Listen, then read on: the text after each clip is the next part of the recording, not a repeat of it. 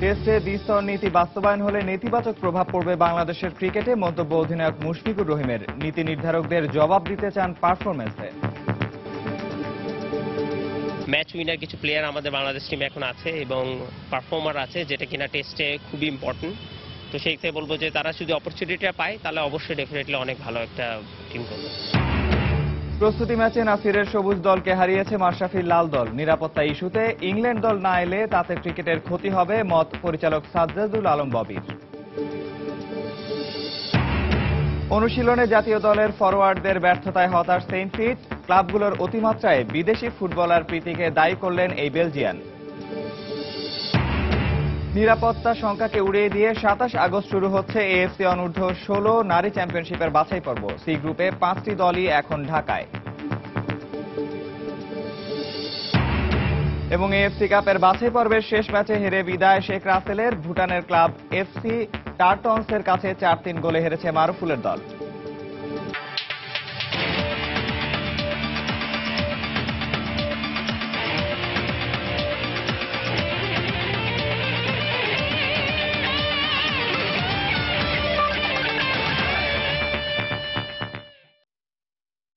মাঠের খেলা আর মাঠের বাইরের খেলার উত্তেজনা, এসব নিয়েই আমাদের নিয়মিত আয়োজন খেলার সময়। আর এই আয়োজনে আপনাদের সবাইকে স্বাগত জানাচ্ছি আমি নিয়ামতুল্লাহ বাবু। দর্শক, খেলার সময় যাওয়ার আগে জেনে নেব মাদারীপুরের ট্রলার ডুবির ঘটনার সবশেষ অবস্থা। মাদারীপুরে কুমার নদে ট্রলার ডুবিতে একজন মারা গেছেন। এই ঘটনায় এখনো নিখোঁজ রয়েছে একজন, বাকি 40 জনকে উদ্ধার করা হয়েছে। রাত 8টার দিকে সদর উপজেলার সিদ্দিক খোলা এলাকায় এ দুর্ঘটনা ঘটে। এলাকাবাসী জানায়, জন্মাষ্টমীর অনুষ্ঠান শেষে মাদারীপুর থেকে টেকেরহাট ফেরার পথে সিদ্দিক খোলা এলাকায় বিপরীত দিক থেকে আসা একটি খালি ট্রলারের ধাক্কায় 42 জন যাত্রী নিয়ে ট্রলারটি ডুবে যায়। তাৎক্ষণিকভাবে স্থানীয়রা 7 জনকে উদ্ধার করে মাদারীপুর সদর হাসপাতালে ভর্তি করে। এদের মধ্যে একজনকে মৃত ঘোষণা করেন কর্তব্যরত চিকিৎসক। খবর পেয়ে ফায়ার সার্ভিসের ডুবুরি দলের 2টি ইউনিট রাত 2টা পর্যন্ত অভিযান চালিয়ে বাকি 40 জনকে জীবিত উদ্ধার করে।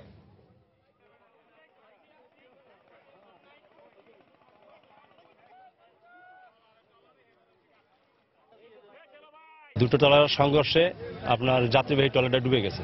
কোনো ট্রলারের বাতি না থাকার কারণে খুব সম্ভবত দুর্ঘটনাটি ঘটেছে।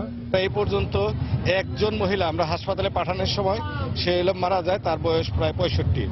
আরো 7 জন আমার হাসপাতালে চিকিৎসা দেওয়ার পর 4 জন চলে গেছে, এখন হাসপাতালে চিকিৎসা আছে। দর্শক, এই মুহূর্তে সেখানে আছেন রিপোর্টার সঞ্জয় কর্মকার অভিজিৎ। টেলিফোনে কথা বলবো তার সাথে। অভিজিৎ, এই মুহূর্তে মাদারীপুরে যে ট্রলার ডুবির ঘটনা, তার সর্বশেষ কি খবর আছে আপনার কাছে? বাবু, আপনাকে জানিয়ে রাখি, হিন্দুদের যে ধর্মীয় অনুষ্ঠান শ্রীকৃষ্ণের জন্মাষ্টমী, সেই অনুষ্ঠান শেষে ফেরার পথে কিন্তু এই দুর্ঘটনাটি ঘটে। দুর্ঘটনা ঘটার পরবর্তীতে মাদারীপুরের যে ফায়ার সার্ভিসের 2টি ইউনিট এবং স্থানীয়রা ঘটনাস্থল থেকে 40 জনকে জীবিত উদ্ধার করে। এ সময় একজন নিখোঁজ থাকেন এবং একজনকে মৃত উদ্ধার করা হয়। যারা আহত হয়েছেন এবং জীবিত উদ্ধার হয়ে ফিরে এসেছেন তাদেরকে স্থানীয় ক্লিনিক সহ মাদারীপুর সদর হাসপাতালে চিকিৎসা দেওয়া হয়েছে। মাদারীপুর ফায়ার সার্ভিসের উপ সহকারী পরিচালক নজরুল ইসলাম তিনি আমাদেরকে জানিয়েছেন যে তারা ইতিমধ্যে ট্রলারটিকে শনাক্ত করতে পেরেছেন এবং ট্রলারের মধ্যে কোনো নিখোঁজ ব্যক্তি আছেন কিনা এটা এখনো শনাক্ত করতে পারেননি। কারণ হচ্ছে রাতের অন্ধকারে উদ্ধার কাজ ব্যাহত হচ্ছে। এবং তিনি আরেকটি বিষয় জানিয়েছেন যে মাদারীপুরে ডুবুরি দল না থাকার কারণে আগামীকাল সকালে অর্থাৎ ভোরে ফরিদপুর থেকে 2টি ডুবুরি দলের ইউনিট আসবেন। তারা সেই ট্রলারটি যেহেতু শনাক্ত করা হয়ে গেছে, সেখানে তারা পর্যবেক্ষণ করবেন সেই ডুবুরি দল, এবং সেখানে থেকে আর কাউকে পাওয়া যায় কিনা বা নিখোঁজ আছেন কিনা এই বিষয়টি তিনি আমাদেরকে আগামীকাল জানাবেন বলে নিশ্চিত করেছেন। তো আমরা যে নিখোঁজ একজন রয়েছেন তাদের সাথে, তাদের পরিবারের সাথে কথা বলেছি। মাদারীপুর থেকে তারা 3 জন ফিরছিলেন, অর্থাৎ এক স্বামী এবং স্ত্রী এবং একটি বাচ্চা। ভাগ্যক্রমে স্বামী এবং বাচ্চাটি বেঁচে গেলেও সেই তার স্ত্রী নিখোঁজ রয়েছেন এবং সেই স্ত্রীর আরেকজন যে বড় সন্তান তিনি আমাদের সাথে কথা বলেছেন এবং তিনি এই বিষয়টিকে পুলিশ প্রশাসন সহ সর্বস্তরের সহযোগিতা চাচ্ছেন যে নিখোঁজ রয়েছে তাকে ফিরিয়ে আনার জন্য। তো ইতিমধ্যে ফায়ার সার্ভিসের ইউনিট কিন্তু ঘটনাস্থল থেকে চলে গেছেন এবং আহতদেরকে সদর হাসপাতাল সহ স্থানীয় বিভিন্ন ক্লিনিকে চিকিৎসা দেওয়া হয়েছে। তো এই ছিল মাদারীপুর ট্রলার ডুবির যে ঘটনা, নিখোঁজ এবং আহত নিহতের সর্বশেষ খবর। দর্শক, মাদারীপুরের সদর উপজেলার সিদ্দিকখোলা এলাকায় কুমার নদে ট্রলার ডুবির ঘটনার সবশেষ অবস্থা জানাচ্ছিলেন আমাদের রিপোর্টার সঞ্জয় কর্মকার অভিজিৎ। এবার যাচ্ছি নিয়মিত আয়োজন খেলার সময়ে। দ্বিস্তর বিশিষ্ট টেস্ট নীতি বাস্তবায়ন হলে বাংলাদেশের ক্রিকেটের জন্য তা সুখকর হবে না, এমনটাই মন্তব্য করেছেন বাংলাদেশের টেস্ট অধিনায়ক মুশফিকুর রহিম। তবে সময় সংবাদকে তিনি জানিয়েছেন, টেস্টে ব্যাট বলের আলোকিত পারফরমেন্সে এর জবাব দিতে চান আইসিসিকে। সেই সাথে প্রায় 12 বছরের ক্রিকেট অধ্যায় নামের পাশে স্বল্প টেস্ট থাকায় আক্ষেপ মুশফিকের। দর্শক, অধিনায়ক মুশফিকের বিশেষ সাক্ষাৎকারের 2 পর্বের প্রথম পর্বের বিস্তারিত থাকছে হুমায়ুন কবির রোজের রিপোর্টে। ক্রিকেট বিশ্বের খলনায়ক এন শ্রীনিবাসন ক্রিকেটের সর্বোচ্চ সংস্থা আইসিসি থেকে অপসারণ হলেও তার কুবুদ্ধির চর্চা এখনো আছে, কারণ র্যাঙ্কিং এর ভিত্তিতে প্রথম ও দ্বিস্তর বিশিষ্ট টেস্ট নীতি আইসিসির আলোচনার টেবিলে বেশ এগিয়েছে। আর কয়েক দফা বৈঠকের পর তা বাস্তবায়নের অপেক্ষায় 2019 সাল নাগাদ কার্যকর হবার কথা রয়েছে। শেষ পর্যন্ত দ্বিস্তর বিশিষ্ট টেস্ট নীতি বাস্তবায়ন হলে ক্ষতিগ্রস্ত হবে বাংলাদেশের ক্রিকেট, বলছেন টাইগারদের টেস্ট অধিনায়ক। যদি বড় র্যাঙ্ক টিমের সাথে না খেলেন, অন্য ছোট টিমের সাথে খেলে শেখার একটু খুব অল্প থাকে। তো সেই থেকে বলবো যে এটা আলটিমেটলি যদি হয়ে যায় তাহলে অবভিয়াসলি এটা আমাদের জন্য একটু খারাপই হবে। আমরা যদি আরো রেগুলার টেস্ট খেলতাম, অ্যাটলিস্ট আমাদের আরো অনেক অপরচুনিটি থাকতো। রিকোয়েস্ট করবো যে আমাদের বিসি বা আইসিসি যদি আমাদেরকে সেই অপরচুনিটিটা করে দেয় যে অ্যাটলিস্ট আমরা যেন বেশি টেস্ট খেলতে পারি, তাহলে আমার মনে হয় বাংলাদেশ টিম এখন লাস্ট 3-4 বছর ধরে যে ওয়ানডে ক্রিকেট ইনশাল্লাহ খেলছে, আমার মনে হয় সেই ম্যাচ উইনার কিছু প্লেয়ার আমাদের বাংলাদেশ টিমে এখন আছে এবং পারফর্মার আছে, যেটা কিনা টেস্টে খুবই ইম্পর্টেন্ট। তো সেই থেকে বলবো যে তারা যদি অপরচুনিটিটা পায় তাহলে অবশ্যই ডেফিনেটলি অনেক ভালো একটা টিম করবে। তবে হৃদয় উজাড় করে পারফরমেন্সেই তার জবাব দিতে চান মুশফিকুর রহিম। আমরা যদি বেশি বেশি টেস্ট খেলতাম তাহলে আমাদের পারফরমেন্স গ্রাফটা হয়তো অনেক উপরে উঠতো, যেটা কিনা হয়তো বা এই দ্বিস্তর নীতিটাকে ডিফেন্ড করতে পারতো। যে এই কয়টাই আমরা অপরচুনিটি পাই যেন আমরা এমন একটা মার্ক সেট করতে পারি সো দ্যাট যেন অ্যাটলিস্ট আইসিসি বুঝতে পারে যে না, Bangladesh team which is improving day by day. 2005 সালে ক্রিকেটের তীর্থভূমি লর্ডসে স্বপ্নিল অভিষেক মুশফিকের। গেল প্রায় 12 বছরে তিনি খেলেছেন মাত্র 48টি টেস্ট, অথচ 2009 সালে শ্রীলঙ্কার অধিনায়ক অ্যাঞ্জেলো ম্যাথিউস খেলে ফেলেছেন 62টি টেস্ট। মাঝে মাঝে খুবই কষ্ট লাগে যে টিভিতে দেখি যে অ্যাঞ্জেলো ম্যাথিউস ওরা 150 করছে বা 100 রান করছে, অনেক মানে এত ফ্রিকুয়েন্টলি ওরা টেস্ট ম্যাচ খেলে, তো ওদের অপরচুনিটিটা অনেক বেশি থাকে। তো সেই থেকে বলবো যে হ্যাঁ, এই দিক থেকে একটু আনলাকি আমরা, শুধু আমি বলবো না, আমাদের পুরো টিমই। কারণ আমরা যদি অ্যাটলিস্ট আপনি ভালো করবে কি খারাপ করবে হচ্ছে পরের ব্যাপার, বাট অ্যাটলিস্ট একটা অপরচুনিটিটা তো থাকতো যে আমি অনেক রান করার বা এজ এ টিম হিসেবে আরো ভালো বেটার করার। অ্যাটলিস্ট আমাদের ইনশাআল্লাহ ফিউচারে যে কয়টাই সুযোগ থাকবে আমি চেষ্টা করব আমি এবং আমার টিম যেন সেটা খুব ক্যাপিটালাইজ করি আমরা। সবকিছু ঠিক থাকলে প্রায় 1 বছর পর ইংল্যান্ডের বিপক্ষে টেস্ট খেলতে নামবে বাংলাদেশ জাতীয় ক্রিকেট দল। হুমায়ুন কবির রোজ, সময় সংবাদ, ঢাকা। প্রথমবারের মতো ম্যাচ কন্ডিশনের প্রস্তুতি নিল বাংলাদেশের ক্রিকেটাররা। প্রস্তুতি ম্যাচে মাশরাফির অধীনে ছিল লাল দল, আর সবুজ দলের দায়িত্বে ছিলেন নাসির হোসেন। সবুজ দলের করা 194 রান 3 উইকেট হাতে রেখেই টপকে যায় লাল দল। ম্যাচ শেষে মাহমুদুল্লাহ রিয়াদ জানান, অনেকদিন পর ম্যাচের পরিবেশ পাওয়াতে নিজেদের দুর্বলতাগুলো ধরতে সুবিধা হয়েছে। সেই সঙ্গে নিরাপত্তা ইস্যুতে ইংল্যান্ড দল সিরিজ খেলতে আসবে এবং সঠিক সময়ে ক্রিকেট মাঠে গড়াবে এমন আত্মবিশ্বাসও ব্যক্ত করেন মিস্টার ডিপেন্ডেবল। শেরে বাংলার সবুজ গালিচায় বহুদিন পর ক্রিকেট, হোক না প্রস্তুতি ম্যাচের আবহে, তবুও ম্যাচ প্র্যাকটিসে যে খুঁতগুলো আজকে কাছে ধরা পড়ে, নেটের গণ্ডিতে সেটা বেশ কঠিন। মাশরাফি বাহিনী বনাম নাসির বাহিনীর ব্যানারে হলো খেলা। লাল জার্সিতে ম্যাশ আর সবুজে নাসির, দলেরই একই সমস্যায় ভুগতে হয়। শুরুতেই উইকেট হারায় উভয়ই। মাহমুদুল্লাহ জানালেন, দীর্ঘ বিরতির কারণেই এই সমস্যা হয়েছে। সকালে উইকেট একটু ডিফিকাল্ট ছিল, আপনি দেখবেন যে সেকেন্ড হাফেও নতুন বলে কিছুটা সুইং করেছে, আমাদেরও আর্লি উইকেট পড়েছিল, ওদেরও আর্লি উইকেট পড়েছিল। অনেকদিন ধরে আমরা ম্যাচও খেলছিলাম না, তো সবাই প্র্যাকটিস ম্যাচটার প্রতি আর কি ওয়েট করছিল যেন আর কি সবাই ভালো পারফর্ম করতে পারে। বাট আমার মনে হয় ইটস এ গুড স্টার্ট, কারণ আমরা অনেকদিন ম্যাচ প্র্যাকটিসের মধ্যে ছিলাম না, তো আশা করি আরো 2টা প্র্যাকটিস ম্যাচ আছে তো, এবং আরো ভালো হবে আশা করি। প্রথম ইনিংসে সবুজ দলের হাল ধরেন টেস্ট অধিনায়ক মুশফিক। 90 রানের অপরাজিত ইনিংস খেলেন তিনি। এরপর মাহমুদুল্লাহ নিজেও 62 রানের ইনিংস খেলে লাল দলকে নিয়ে যান জয়ের বন্দরে। বিশ্বকাপে টানা 2 শতকের মালিক জানান, জয় পরাজয় ছাপিয়ে এ ম্যাচে মুখ্য বস্তু ছিল প্রস্তুতি। এখন আমাদের ম্যাচ ফিটনেস বা ম্যাচ প্র্যাকটিসের অপরচুনিটিগুলো আসছে, তো তারপরে তো সামনে বিসিএল আছে, তো সবাই ওটার জন্য একটা ভালো প্রিপারেশনের জন্য ইন্ডিভিজুয়ালি সবাই যে যার মতো প্ল্যান করছে, তো which is a very good sign. বাংলাদেশের 2 ফরম্যাটের অধিনায়ক মাশরাফির সাথে সুর মিলিয়ে রিয়াদও বলেন, ক্রিকেটের জন্য উপযুক্ত জায়গা এখন বাংলাদেশ। মিরপুর হোক কিংবা সাগরিকা, প্রতিপক্ষ যেই হোক, নিখাত ক্রিকেট উৎসবই উপহার পাবে সবাই। আমরা শুধু আমাদের প্রিপারেশন নিয়ে চিন্তা করছি, আমরা আশা করছি ওনারা আসবেন এবং আমরা খেলার জন্যই প্রস্তুত হচ্ছি। আমাদের ফোকাসটা ওই দিকেই। আমরা খেলবো ইনশাল্লাহ, ওয়ানডে এবং টেস্ট সিরিজ দুইটাই খেলবো। তো ওটা নিয়ে আমরা এখন ফোকাস করছি এবং আমরা আমাদের কাজগুলো যেন ঠিকঠাক মতো করতে পারি, ওইভাবে প্রিপারেশন নিতে পারি, ওইটাই আমরা চেষ্টা করছি। ইংল্যান্ড সিরিজের সংখ্যা নিয়ে বাংলাদেশ ক্যাম্পে তেমন কোনো ভাবনা নেই। টাইগার বাহিনী শুধুই ক্রিকেট নিয়ে ভাবছেন, এমনই বার্তা ছড়িয়ে দিতে চাইলেন মাহমুদুল্লাহ রিয়াদ। আমি জানি সবাই চেষ্টা করছে। রায়হান মাসুদ, সময় সংবাদ, ঢাকা। ইংল্যান্ডের বিখ্যাত সমর্থক গোষ্ঠী বার্মি আর্মি বাংলাদেশ ক্রিকেটে উপভোগের জন্য আসতে ইচ্ছুক, আর সেজন্য ইতোমধ্যেই বিসিবির সাথে যোগাযোগ শুরু করেছে বার্মি আর্মির প্রতিনিধিরা। আর বিসিবি মিডিয়া ম্যানেজার রাবিদ ইমাম জানান, তাদের তথ্য ও নিরাপত্তা দিয়ে সম্পূর্ণ সহযোগিতা করবে বাংলাদেশ ক্রিকেট বোর্ড। আর বোর্ড পরিচালক সাজ্জাদুল আলম ববি মত দিলেন, যদি ইংল্যান্ড নিরাপত্তার অজুহাতে বাংলাদেশে না আসে, তবে সেটা বাংলাদেশের যতটা ক্ষতি হবে তার থেকেও বেশি ক্ষতি হবে ক্রিকেটের। ক্রিকেট বিশ্বে বহুল আলোচিত এক নাম বার্মি আর্মি। 80-র দশকের শেষ থেকে ফুটবল দেখেছে ইংলিশ সমর্থকদের যাত্রা শুরু, তারাই ক্রিকেট গ্যালারিতে উড়িয়েছেন উৎসবের পতাকা। বাংলাদেশ সফর উপলক্ষে ইতিমধ্যেই শুরু হয়ে গেছে বার্মি আর্মিদের তোড়জোড়। বিসিবির সাথে যোগাযোগ করেছে সমর্থক গোষ্ঠীর প্রতিনিধিরা। বিসিবির মিডিয়া ম্যানেজার রাবিদ ইমাম জানালেন, পূর্ণ সহযোগিতাই দেওয়া হবে ইংলিশ সমর্থকদের। বার্মি আর্মির রিপ্রেজেন্টেটিভ একজন যোগাযোগ করেছেন এবং তারা যেটা বলছেন যে এর আগে দুইবার মনে হয় বার্মি আর্মি বাংলাদেশে এসেছে এবং তাদের সেই এক্সপিরিয়েন্সটা খুবই ভালো ছিল এবং তারা আবার আসতে চায়।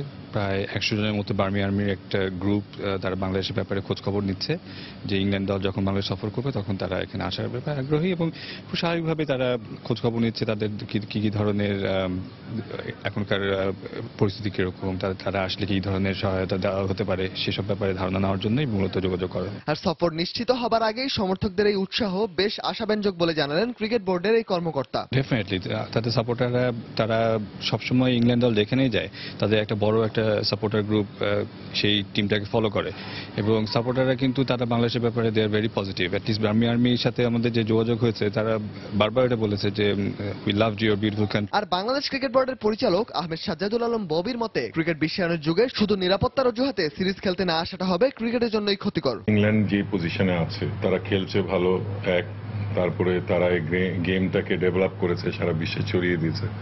তাদের একটা এই গেমটার প্রতি অন্য একটা দায়িত্ব আছে। ইভেন আমরা যখন সেই স্বাধীনতার পরে আমরা যখন অ্যাসোসিয়েট মেম্বারও হইনি, এখন তো আমরা ফুল মেম্বার, অ্যাসোসিয়েট মেম্বার হয়নি, তখনও তারা কিন্তু দুবার টিম পাঠিয়েছেন আমাদের এখানে। ক্রিকেটকে সার্বজনীন করে তুলতে আইসিসিকে আরো কঠোর হবার আহ্বান বোর্ড পরিচালকের। রায়হান মাসুদ, সময় সংবাদ, ঢাকা। দেশব্যাপী তরুণ প্রতিভাবান ক্রিকেটার খুঁজে বের করতে বাংলাদেশ ক্রিকেট বোর্ড এবং গাজী গ্রুপের অংশীদারিত্বে আয়োজন করা হচ্ছে গাজী গ্রুপ ক্রিকেটার্স হান্ট। বৃহস্পতিবার এক সংবাদ সম্মেলনের মাধ্যমে এই কর্মসূচির উদ্বোধন করা হয়। উদ্বোধনী অনুষ্ঠান এবং সংবাদ সম্মেলনে উপস্থিত ছিলেন বিসিবির প্রধান নির্বাহী নিজামুদ্দিন চৌধুরী, খালেদ মাহমুদ সুজন, গাজী গ্রুপের উপব্যবস্থাপনা পরিচালক গাজী গোলাম আসরিয়া। গাজী টায়ার্স ক্রিকেটার্স হান্ট শুরু হবে 1 সেপ্টেম্বর থেকে এবং চলবে 10 অক্টোবর পর্যন্ত। দেশের 8টি জেলায় হবে এই হান্ট। আজ থেকে অনলাইনে আগ্রহীদের আবেদন করতে হবে। 15 বছরের বেশি, তবে ঢাকায় লিগ পর্যায়ে খেলেনি এমন 60 থেকে 80 জন খেলোয়াড় বাছাই করা হবে। তাদের জাতীয় পর্যায়ে কোচের তত্ত্বাবধানে বিকেএসপিতে প্রশিক্ষণ দেওয়া হবে। এছাড়াও তাদের 1 বছরের জন্য গোলাম দস্তগীর গাজী ক্রিকেট স্কলারশিপ দেওয়া হবে। 2013 সালে টেস্ট ক্রিকেটকে বিদায় জানিয়েছিলেন, আর এবার ওডিআই আর ক্রিকেটের ক্ষুদ্রতম ফরম্যাট টি20কে বিদায় জানানোর সিদ্ধান্ত নিয়েছেন শ্রীলঙ্কান ব্যাটসম্যান তিলকরত্নে দিলশান। রোববার ডাম্বুলায় অস্ট্রেলিয়ার বিপক্ষে শেষ ওয়ানডে আর 9 সেপ্টেম্বর খেলবেন শেষ টি20। ক্রিকেট শ্রীলঙ্কার নির্বাচকদের চাপের কারণেই ক্রিকেট থেকে সরে দাঁড়ানোর সিদ্ধান্ত নিয়েছেন এই লঙ্কান। মূলত 2019 বিশ্বকাপকে সামনে রেখে তরুণ ও প্রতিভাবান ক্রিকেটারদের নিয়েই বেশি চিন্তা করছেন প্রধান নির্বাচক সনদ জয়সুরিয়া ও অন্য নির্বাচকরা। 329 ওডিআই খেলে 39.26 গড়ে 10,248 রান করেছেন দিলশান। সর্বোচ্চ অপরাজিত 161 রান করেন তিনি। সেঞ্চুরি 22টি আর হাফ সেঞ্চুরি 47টি, আর 78টি টি20তে রান করেছেন 1884 রান। স্ট্রাইক রেট 120.69, সর্বোচ্চ অপরাজিত 104 রান করেছেন তিনি। শ্রীলঙ্কার রাজধানী কলম্বোতে সাউথ এশিয়ান ফুটবল ফেডারেশনের সাফের নির্বাহী কমিটির সভা অনুষ্ঠিত হয়েছে। অনুষ্ঠানে সভাপতিত্ব করেন সংস্থাটি ও বাংলাদেশ ফুটবল ফেডারেশনের সভাপতি কাজী সালাউদ্দিন। সংস্থাটির অন্তর্ভুক্ত সদস্য দেশগুলোর প্রতিনিধির সাথে আরও উপস্থিত ছিলেন সাফের সাধারণ সম্পাদক আনোয়ারুল হক হেলাল। বৈঠকে 2017-র 25 ডিসেম্বর বাংলাদেশে সাফ চ্যাম্পিয়নশিপ শুরু হবে বলে সিদ্ধান্ত নেওয়া হয়। এছাড়া এবছরের নভেম্বরে অনুষ্ঠিত হতে যাওয়া সাফ নারী চ্যাম্পিয়নশিপের ভারতের ভেন্যু পরিবর্তন করে নেপালে নেওয়া হয়েছে। তবে ক্লাব চ্যাম্পিয়নশিপের ভেন্যু বা সময়সূচি নির্ধারণের ব্যাপারে বৈঠকে কোনো সিদ্ধান্ত নেওয়া হয়নি। পাশাপাশি দক্ষিণ এশিয়ার বয়সভিত্তিক ফুটবলের উন্নয়ন ও জাতীয় দলের জন্য ভবিষ্যৎ প্রজন্মের ফুটবলার তৈরি করতে ফিফা থেকে $1 মিলিয়ন বরাদ্দ দেওয়া হতে পারে।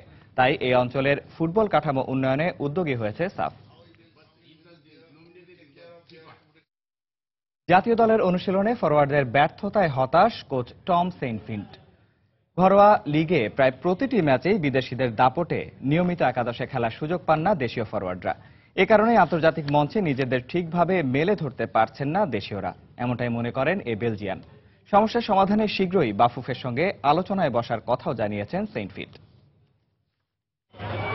বৃহস্পতিবার আন্তঃবাহিনীর ফুটবলের ফাইনালে কোচের অমতে খেলতে গিয়েছিলেন 5 ফুটবলার। ফুটবলারদের ভাগ্যে অনুশীলনের সুযোগ মিলবে কিনা এ নিয়ে বেশ থমথমে পরিবেশ ছিল কমলাপুর স্টেডিয়াম জুড়ে। তবে 5 ফুটবলারকে বাদ দিয়ে বিকল্প আর নেবেনি বা কাদের, তাই অভিযোগ ভুলে অনুশীলনের সুযোগ মিলল রায়হান মামুনুলদের। 6 সেপ্টেম্বর দেশের মাটিতে ভুটানের বিপক্ষে এশিয়ান কাপের প্লে অফের ম্যাচ। এর আগে 1 সেপ্টেম্বর মালদ্বীপের বিপক্ষে প্রীতি ম্যাচ খেলবে বাংলাদেশ। তবে এখনো অনুশীলনে পুরো দলকে একসাথে পাননি সেইনফিল্ড। এ নিয়ে নিজের ক্ষোভ ঝাড়তে ভুললেন না এই বেলজিয়ান। এখনো পুরো দলকে একসাথে অনুশীলন করাতে পারিনি আমি, তাহলে ওদের শেখাবো কবে? এটা সত্যিই দুঃখজনক। দেশের ফুটবলে সেই পুরনো রোগ, আন্তর্জাতিক মঞ্চে নামলেই যেন গোল করতে ভুলে যান ফরোয়ার্ডরা। দায়িত্ব নিয়েই সেই ব্যর্থতা ঘোচানোর চ্যালেঞ্জ ছুড়ে দিয়েছিলেন সেইনফিল্ড, কিন্তু দিন কয়েক অনুশীলনের পরই ভেঙেছে তার দিবাস্বপ্ন। জীবন, তপু ও সজীব অনুশীলন করলেও ভুটানে থাকায় শাখাওয়াত রনিকে পাননি কোচ। অনুশীলনে ফরওয়ার্ডদের ব্যর্থতার চিত্র হতাশ করেছে এই বেলজিয়ানকে। তবে এজন্য অবশ্য সেইনফিল্ড দায়টা চাপিয়েছেন ক্লাবগুলোর অতিমাত্রায় বিদেশি ফুটবলার প্রীতির প্রতি। এখানে প্রতিটি ক্লাবেই দেশীয়দের সুযোগ না দিয়ে লিগে বিদেশি ফরওয়ার্ডদের মাঠে নামান। এতে করে কম সুযোগ পাচ্ছেন দেশীয়রা। নিজেদের মেলে ধরতে না পারায় আন্তর্জাতিক মঞ্চে চাপ সামলাতে না পেরে সহজ গোলও মিস করছে ওরা। লিগে ভালো মানের বিদেশি আনার প্রতিও গুরুত্ব দেন সেইনফিল্ড। লিগে 2-3 জন ভালো মানের বিদেশি আনা হলে দেশীয় ফুটবলাররা তাদের কাছ থেকে অনেক কিছু শিখতে পারে। আমি পৃথিবীর অনেক দেশে এমনটা দেখেছি, কিন্তু এখানে বেশিরভাগ ক্লাবই টাকা বাঁচাতে গিয়ে নিম্নমানের ফুটবলার আনছে। তাদের কাছ থেকে দেশীয়রা কিছু শিখতে পারছে না। সমস্যা সমাধানে শীঘ্রই বাফুফের সঙ্গে এ বিষয়ে আলোচনায় বসবেন বলেও জানিয়েছেন সেইনফিল্ড। পারভিন আক্তার, সময় সংবাদ, ঢাকা। নিরাপত্তা সংখ্যাকে উড়িয়ে দিয়ে আর একদিন পরেই শুরু হচ্ছে এএফসি অনূর্ধ্ব 16 নারী চ্যাম্পিয়নশিপ কোয়ালিফায়ার্স। সি গ্রুপের বিদেশি দলগুলো এখন অবস্থান করছে বাংলাদেশে। তবে বৃহস্পতিবার নির্ধারিত অনুশীলন সেশনে স্বাগতিক বাংলাদেশ ছাড়া অংশ নিয়েছে কিরগিজস্তান ও ইরান। নিরাপত্তা অজুহাতে বাংলাদেশ সফর নিয়ে ইংল্যান্ড ও ওয়েলস ক্রিকেট বোর্ড ইসিবির টালবাহানার সময়ই সবকিছুর উপযুক্ত এক জবাব দেওয়ার সুযোগ বাংলাদেশের সামনে। এএফসি অনূর্ধ্ব 16 নারী চ্যাম্পিয়নশিপ বাছাইয়ে অন্যতম স্বাগতিক দেশ বাংলাদেশ। গ্রুপ সি এর 15টি খেলাই হবে এখানে। সে উপলক্ষে বিদেশি 5টি দল এখন ঢাকায়। Iran, Kyrgyzstan, Chinese Taipei, Singapore ও সংযুক্ত আরব আমিরাত। ঢাকায় এসেই সফরকারীরা পরিষ্কার জানিয়ে দিলেন বাংলাদেশের নিরাপত্তা নিয়ে একেবারেই উদ্বিগ্ন নন তারা। নিরাপত্তা নিয়ে কোনো ঝুঁকি বোধ করছি না। এখানে আমরা খেলায় মনোযোগ দিতে চাই। আমাদের টিম ম্যানেজমেন্ট থেকেও তেমনই দিক নির্দেশনা দেওয়া হয়েছে। এদিন আনুষ্ঠানিক অনুশীলন পর্ব সেরেছে ইরান ও কিরগিজস্তান দল। অনূর্ধ্ব 14 আঞ্চলিক নারী চ্যাম্পিয়নশিপে অংশগ্রহণের সুবাদে বাংলার মেয়েদের সঙ্গে পুরনো চেনা জানা আছে দু দলের গোটা কয়েক ফুটবলারের। এদিন ইরান দল গণমাধ্যমের সঙ্গে কথা না বললেও এ আসন নিয়ে নিজেদের রোমাঞ্চকর অনুভূতির কথা জানিয়েছে কিরগিজরা। এখানে বাতাসের আর্দ্রতা কম, আমাদের দেশের চেয়ে ভিন্ন আবহাওয়া। তারপরও মানিয়ে নিতে পারবো আশা করি। বয়স ভিত্তিক খেলায় এর আগে বাংলাদেশ দলের বেশ কিছু খেলোয়াড়ের সঙ্গে চেনা জানা হয়েছে। সে আসরে এই দলটিই সেরা ছিল। তবে আমাদের তাহমিনা শাহনুজারাও ভালো ছন্দে আছে। দারুণ কিছুই হবে মনে হয়। এদিকে 3 জন ম্যাচ কমিশনার, 2 জন রেফারি, ইনস্ট্রাক্টর সহ মোট 18 জন এএফসি ম্যাচ পরিচালনা প্রতিনিধিও ইতোমধ্যে পৌঁছেছেন ঢাকায়। অতিথিদের অবস্থানকালে গোলাম রব্বানী ছোটনের শিষ্যদের পারফরমেন্সকে ছাপিয়ে বড় হয়ে ওঠা নিরাপত্তা প্রশ্নকে এ আসরের সফল আয়োজনের মধ্য দিয়ে ধুয়ে মুছে দেবে বাংলাদেশ, এমনটাই প্রত্যাশা করছেন সংশ্লিষ্টরা। মাকসুম আলম খান, সময় সংবাদ, ঢাকা। এএফসি কাপের খবর, পারল না শেখ রাসেল।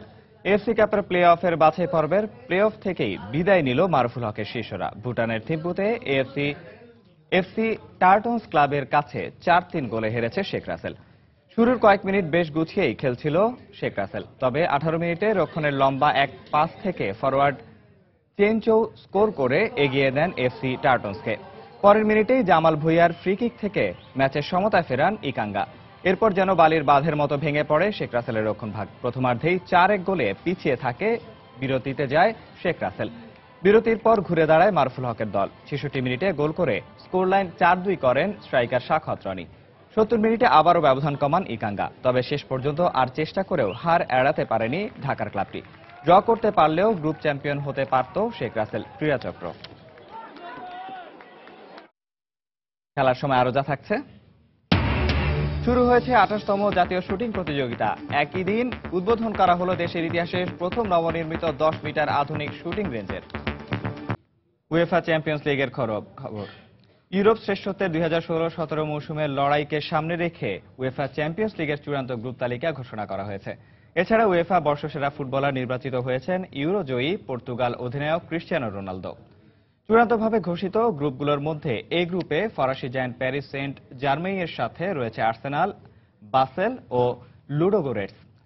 গ্রুপ বিতে বেনফিকার সাথে আছে নাপোলি, ডায়নামো কিয়েভ ও বেসিকটাস। লা লিগা চ্যাম্পিয়ন বার্সেলোনার সাথে গ্রুপ সিতে আছে সাবেক বার্সা কোচ পেপ গার্দিওলার ম্যানচেস্টার সিটি, বরুসিয়া মনশেনগ্লাডবাখ ও সেল্টিক।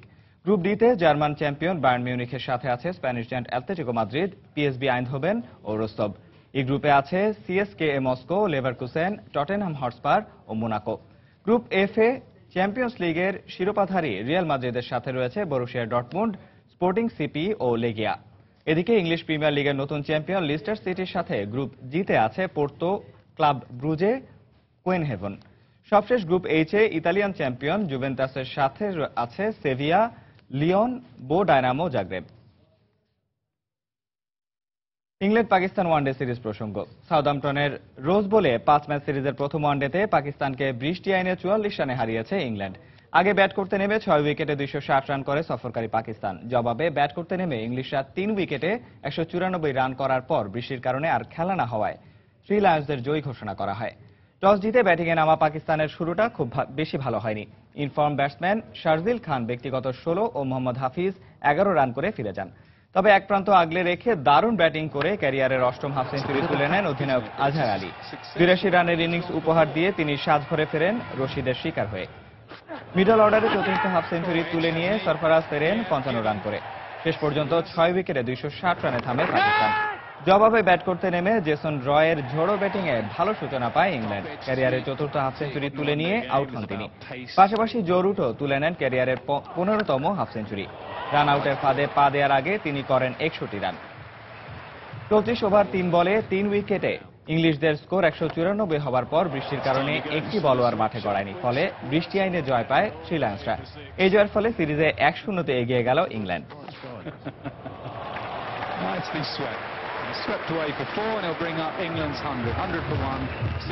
শুরু হয়েছে 28তম জাতীয় শুটিং প্রতিযোগিতা 2016। এদিন উদ্বোধন করা হয় নবনির্মিত 10 মিটার আধুনিক শুটিং রেঞ্জেরও, যা দেশের শুটিং ইতিহাসে এই প্রথম। উদ্বোধন শেষে প্রধান অতিথি বাণিজ্যমন্ত্রী তোফায়েল আহমেদ বলেন, শুটিংয়ের উন্নয়নে সরকারের পৃষ্ঠপোষকতার পাশাপাশি ব্যক্তিগত সহায়তার হাত বাড়িয়ে দেওয়ার আহ্বান জানান তিনি। এদিকে দেশের শুটিংয়ের উন্নয়নে শুটিং রেঞ্জটি আরও বড় ভূমিকা রাখবে বলে মনে করেন বাংলাদেশ শুটিং ফেডারেশনের মহাসচিব ইন্তেখাবুল হামিদ।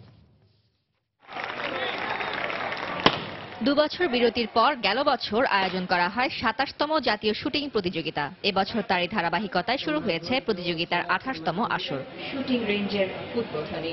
ক্রিকেট কিংবা ফুটবলের মতো হয়তো বাংলাদেশের মাটিতে এখনো জনপ্রিয় হয়ে ওঠেনি শুটিং, অথচ এই শুটিংয়েই সম্প্রতি বাংলাদেশের হয়ে রিও অলিম্পিকে প্রতিনিধিত্ব করেছেন দেশসেরা শুটার আব্দুল্লাহ হেলবাকি। প্রাপ্তির জায়গাটা পূরণ না হলেও অলিম্পিকের মতো এত বড় ক্রীড়াযজ্ঞে অংশ নেওয়াটাই বা কম কিসে। কিন্তু দিন দিন যেন হারিয়ে যাচ্ছেন আব্দুল্লাহ হেলবাকির মতো দেশের সম্ভাবনাময় শুটাররা। আন্তর্জাতিক প্রতিযোগিতা কিংবা পর্যাপ্ত সুযোগ সুবিধা না থাকায় আন্তর্জাতিক অঙ্গনে পিছিয়ে পড়ছে দেশের শুটিং। তাই তো 28তম জাতীয় শুটিং প্রতিযোগিতার উদ্বোধন শেষে প্রধান অতিথি বাণিজ্যমন্ত্রী তোফায়েল আহমেদ জানান, সরকারি পৃষ্ঠপোষকতার পাশাপাশি যদি ব্যক্তিগত সহায়তার দ্বার খুলে যায় তাহলে একদিন বিশ্ব অঙ্গনে এগিয়ে যাবে বাংলাদেশের শুটিং। অর্থ মন্ত্রণালয় থেকে 50 কোটি টাকা আমরা তাদেরকে দিয়েছি। সালমান এফ রহমান এখানে বেশ কয়েক কোটি টাকা এখানে দিয়েছে। এইভাবে যারা ব্যক্তি উদ্যোক্তা, আমি আশা করি তারাও এগিয়ে আসবে এবং এই শুটিং ফেডারেশনের পাশে এসে তারা দাঁড়াবে। এদিকে বাংলাদেশের শুটিং ইতিহাসে এই প্রথমবারের মতো যোগ হয়েছে 10 মিটার আধুনিক শুটিং রেঞ্জ। এর মধ্য দিয়ে দেশের শুটিং আরও এক ধাপ এগিয়ে গেল বলে মনে করেন শুটিং ফেডারেশনের মহাসচিব ইন্তেখাবুল হামিদ। পাশাপাশি 2020 অলিম্পিককে লক্ষ্য করে ভবিষ্যৎ পরিকল্পনার কথাও জানান তিনি। মাত্র 10টা মেশিন দিয়ে আমরা এই ইন্টারন্যাশনাল স্ট্যান্ডার্ডের একটা এনভায়রনমেন্ট ক্রিয়েট করতে পেরেছি। মেধাটা ধরে রাখতে পারে না যখনই একটা নতুন আধুনিকায়ন মেশিনের সামনে ওরা যে পড়ে। ভিশন 2020-কে লক্ষ্য রেখেই বললাম আমরা শুধু 10 মিটার না, আমরা 25 মিটার, 50 মিটার এবং স্কিট রেঞ্জ, এই 4টা রেঞ্জই আমরা ডেভেলপমেন্টের চেষ্টায় আছি। 24 আগস্ট শুরু হওয়া 28তম জাতীয় শুটিং প্রতিযোগিতা চলবে 31 আগস্ট পর্যন্ত, যেখানে সারা দেশ থেকে আসা মোট 310 শুটার অংশ নেবেন প্রতিযোগিতার 23 ইভেন্টে। ফারজানা মুমু, সময় সংবাদ, ঢাকা। দেশে ফিরে উষ্ণ সংবর্ধনা পেলেন যুক্তরাষ্ট্রের স্বর্ণকন্যা সিমন বিলেস। এবারের আসরে জিমন্যাস্টিক্সে 5টি পদক জিতেছেন বিলেস। এবারের রিও অলিম্পিকের আগে ডোপিং এর অভিযোগ এনে রাশিয়ান অ্যাথলেটদের মানসিকভাবে দুর্বল করা হয়েছে বলে দাবি করেছেন রুশ সাঁতারু ইউলিয়া এফিমোভা। এদিকে পদক জয়ের পরও দেশে ফিরে নিরাপত্তার অভাবের অভিযোগ করেছেন ইথিওপিয়ার ফেইসা লেলিসা। রিও অলিম্পিক শেষ হলেও তার টুকিটাকি কিছু খবর নিয়ে সাজানো হয়েছে আমাদের এবারের প্রতিবেদনটি। যুক্তরাষ্ট্রের স্বর্ণকন্যা তাকে বলাই যায়। এবারে রিও অলিম্পিকে জিমন্যাস্টিক্সে তার মুগ্ধ করা শারীরিক কসরত আলোচনার ঝড় তুলেছে সারা বিশ্ব জুড়েই। সিমন বিলেস এখন অনেক তরুণ তরুণীর কাছেই হয়ে উঠেছেন আইডল, আর সে কারণেই ইতোমধ্যেই তার ভাগ্যে জুটেছে ব্ল্যাক সিন্ড্রেলার উপাধি। 4টি স্বর্ণ সহ তিনি জিতেছেন মোট 5টি পদক। সদ্যই কৈশোর পেরিয়ে তারুণ্যে পা দেয়া এই অ্যাথলেট দেশে ফেরার পরই তার নিজ শহর হিউস্টনবাসীরা তাকে ভাসাচ্ছেন সম্বর্ধনার জোয়ারে। নগরীর মেয়র থেকে শুরু করে সাধারণ মানুষ সবার কাছেই গর্বের নাম সিমন বিলেস। বিলেস আমাদের গর্ব, তার দায়িত্ব আরো বেড়ে গেছে। নিজের খেলাটাকেই নয়, এখন শিশুদের মাঝেও এই খেলাটিকে জনপ্রিয় করে তোলার দায়িত্ব তার। আমি সিমন বিলেস। আমি আমার নগরবাসীর প্রতি কৃতজ্ঞ। তারা আমাকে কতটা ভালোবাসে তা আজ বুঝলাম। সত্যি আমি আমার এই নগরবাসীকে ভালোবাসি। এবারে রিও অলিম্পিক শুরুর আগে রাশিয়ান অ্যাথলেটদের মানসিকভাবে দুর্বল করা হয়েছে, এমনটাই জানিয়েছেন রাশিয়ার হয়ে এবারে রিও অলিম্পিকে অংশ নেয়া ইউলিয়া এফিমোভা। সাঁতারে 100 ও 200 মিটার ব্রেস্ট স্ট্রোকে রৌপ্য জিতেছেন তিনি। ডোপিং এর অভিযোগ এনে রুশ অ্যাথলেটদের খেলার মানসিকতাই নষ্ট করে দেয়া হয়েছে বলে মত এফিমোভার। আমাদের সবার কাছ থেকেই কর্তৃপক্ষ ডোপ টেস্টের জন্য নমুনা সংগ্রহ করেছিল। শুধু আমার নয়, অন্য সব দেশের অ্যাথলেটদের কাছ থেকেও তারা এই নমুনা সংগ্রহ করেছিল। কিন্তু সবার পরীক্ষার ফলাফল খুব দ্রুত দিলেও আমাদেরটা নিয়ে শুরু যত নাটক। অন্যদিকে রাজনৈতিক অস্থিতিশীলতার জন্য পদক জয় করে দেশে ফেরার পরও নিজের নিরাপত্তাহীনতার কথা গণমাধ্যমকে জানিয়েছেন ইথিওপিয়ার অ্যাথলেট ফেইসা লেলিসা। এবারে রিও অলিম্পিকের ম্যারাথনে রৌপ্য জিতেছেন তিনি। তার নিজ দেশের সরকারের কিছু পক্ষপাতমূলক আচরণের বিষয়ে প্রতিবাদ করায় তার নিজের এবং তার পরিবারের জীবন বিপন্ন বলে দাবি তার। আমি জানি না সরকার কি ভাবছে, তবে দেশের জন্য কিছু করতে গেলে যে অসম্মানিত হতে হয় তার প্রমাণ পেলাম। আমি বিব্রত, আমি অবাক। আমি একাই নই, আমার পরিবারও রয়েছে হুমকির মধ্যে। বুঝতে পারছি না কি করব। অবশ্য পদকজয়ী এই অ্যাথলেটের সঙ্গে থাকার ঘোষণা দিয়েছে দেশটির জনগণ। সজল মিত্র, রিচার্ড, সময় সংবাদ। সব ধরনের ফুটবল সম্পৃক্ত কার্যক্রম থেকে বহিষ্কার এবং 2 মিলিয়ন সুইস ফ্রাঙ্ক জরিমানার বিরুদ্ধে সাবেক ফিফা প্রেসিডেন্ট সেপ ব্লাটারের করা আপিলের শুনানি হয়েছে আজ। শুনানিতে অংশ নিতে তিনি আন্তর্জাতিক ক্রীড়া আদালতে উপস্থিত হন। এ সময় বিচারিক প্যানেল নিয়ে সন্তোষ প্রকাশ করেন তিনি এবং আশা করেন তাকে জরিমানার বিষয়গুলো পুনর্বিবেচনা করা হবে। পূর্ব নির্ধারিত তারিখ অনুযায়ী সর্বোচ্চ ক্রীড়া আদালতে শুনানিতে আসেন সেপ ব্লাটার। ফিফার দায়িত্ব পালনকালে বিভিন্ন দুর্নীতির অভিযোগে তাকে বহিষ্কার করা হয়। পরবর্তীতে ফিফার এথিক্স কমিটি তাকে 6 বছরের জন্য সব ধরনের ফুটবল বিষয়ক কার্যক্রম থেকে নিষিদ্ধ করে। সেই সাথে তাকে 2 মিলিয়ন সুইস ফ্রাঙ্ক জরিমানা করা হয়। আজ সর্বোচ্চ ক্রীড়া আদালতে হয় শুনানি। শুনানির ফলাফল 1 সপ্তাহের মাঝে প্রকাশ করা হবে। তিনি আশা করেন এই বিচার কমিটি তার বিষয়গুলো বুঝতে পারবেন এবং পুনর্বিবেচনা করবেন। আমি আশাবাদী যে এই মামলার অগ্রগতি হবে। আমি এই সংস্থার সাথে দীর্ঘদিন কাজ করেছি। আশা রাখছি বিচার কমিটি জরিমানার বিষয়গুলো বিবেচনা করবেন, আর এই কমিটি যে সিদ্ধান্ত নেবে আমি তা মেনে নেব। একই অপরাধে সাবেক ওয়েফা প্রধান মিচেল প্লাতিনিকেও ফুটবল বিষয়ক কার্যক্রম থেকে বহিষ্কার করেন। এ সময় প্রায় 1 ডজন ফুটবল সংস্থার বিরুদ্ধে ব্যবস্থা নেয় সর্বোচ্চ ক্রীড়া আদালত। 80 বছর বয়সী এই সাবেক ফিফা প্রধান 41 বছর ফিফার হয়ে কাজ করেন। 1975 সালে টেকনিক্যাল ডিরেক্টর হিসেবে যোগ দেন এবং দুর্নীতির দায়ে পদত্যাগ করার আগ পর্যন্ত তিনি ফিফার প্রেসিডেন্ট হিসেবে দায়িত্বরত ছিলেন। তারেক হাসান শিমুল, সময় সংবাদ। খেলার সময় শীর্ষ সংবাদগুলো জানিয়ে দিচ্ছি আরেকবার। টেস্টে দ্বিস্তর নীতি বাস্তবায়ন হলে নেতিবাচক প্রভাব পড়বে বাংলাদেশের ক্রিকেটে, মন্তব্য অধিনায়ক মুশফিকুর রহিমের। নীতি নির্ধারকদের জবাব দিতে চান পারফরম্যান্সে। ম্যাচ উইনার কিছু প্লেয়ার আমাদের বাংলাদেশ টিমে এখন আছে এবং পারফর্মার আছে, যেটা কিনা টেস্টে খুবই ইম্পর্টেন্ট। তো সেই ক্ষেত্রে বলবো যে তারা যদি অপরচুনিটিটা পায় তাহলে অবশ্যই ডেফিনেটলি অনেক ভালো একটা টিম করবে। প্রস্তুতি ম্যাচে নাসিরের সবুজ দলকে হারিয়েছে মাশরাফির লাল দল। নিরাপত্তা ইস্যুতে ইংল্যান্ড দল না এলে তাতে ক্রিকেটের ক্ষতি হবে, মত পরিচালক সাজ্জাদুল আলম ববির। অনুশীলনে জাতীয় দলের ফরওয়ার্ডদের ব্যর্থতায় হতাশ সেন্ট ফিট। ক্লাবগুলোর অতিমাত্রায় বিদেশি ফুটবলার প্রীতিকে দায়ী করলেন এই বেলজিয়ান। নিরাপত্তা শঙ্কাকে উড়িয়ে দিয়ে 27 আগস্ট শুরু হচ্ছে এএফসি অনূর্ধ্ব 16 নারী চ্যাম্পিয়নশিপের বাছাই পর্ব। সি গ্রুপের 5টি দলই এখন ঢাকায়। এবং এএফসি কাপের বাছাই পর্বের শেষ ম্যাচে হেরে বিদায় নিল শেখ রাসেল। ভুটানের ক্লাব এফসি টার্টনসের কাছে 4-3 গোলে হেরেছে মারুফুরের দল। দর্শক, এই ছিল খেলার সময়ের এখনকার আয়োজন। যে কোনো খবর পেতে ভিজিট করুন সময়নিউজ.tv। আর খেলার জগতের সব খবর, সর্বশেষ খবর জানতে সঙ্গে থাকুন সময়।